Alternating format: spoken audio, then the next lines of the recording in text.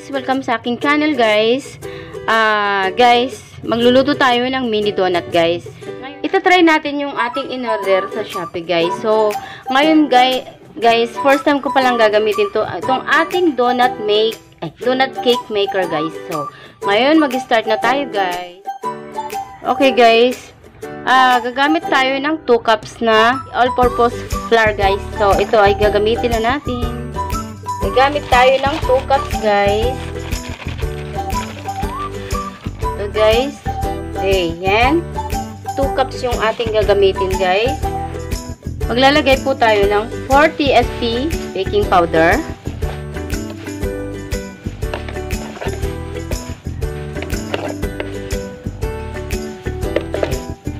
Then 140 SP of baking soda.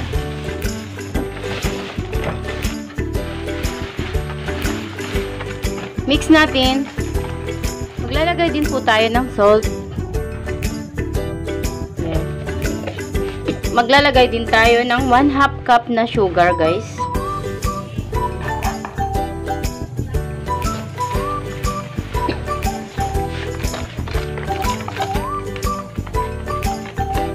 Siyempre, guys, wag natin kakalimutan yung ating vanilla extract, guys, dahil ito yung nagbibigay ng pampabango, guys.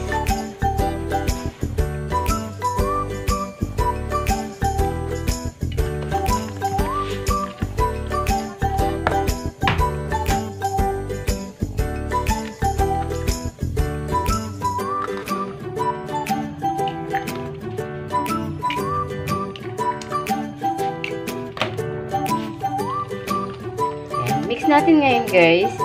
Naglagay po tayo ng 3 itlog guys. Ayan. Bango guys. Ang nagpapabango yung ating vanilla guys. Ngayon ay maglalagay tayo ng oil. 2 SP guys. Ayan. Mix natin guys.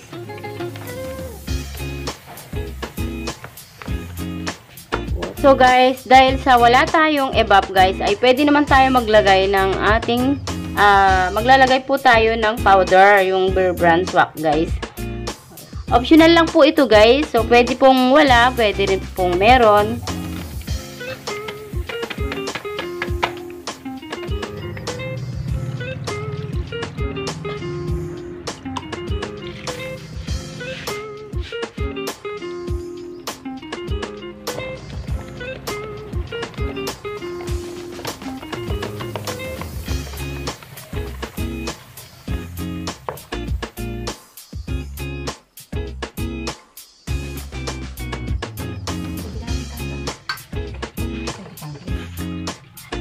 Naglagay tayo ng butter guys.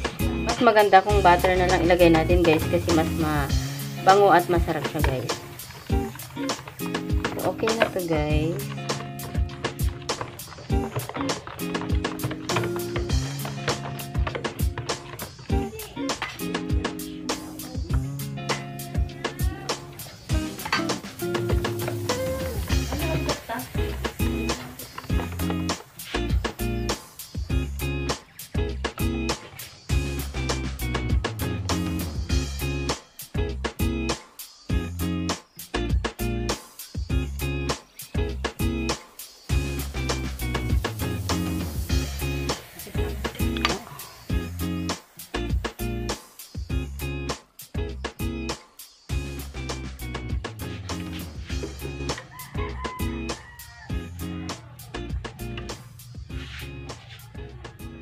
Okay guys, mag-start na po tayo maglalagay ng ating binake na donut guys.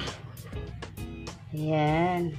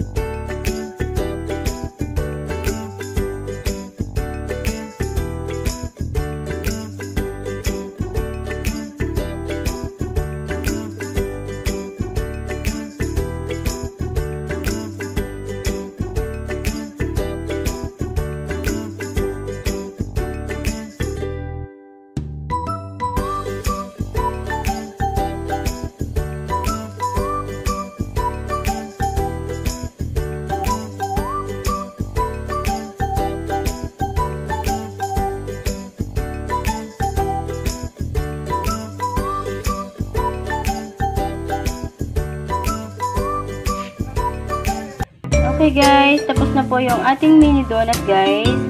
Ayan. Oh, ayan, nagkalat na tuloy guys. So guys, please, huwag niyo pong kalimutan mag-like, share, and subscribe sa aking channel guys. Thank you po.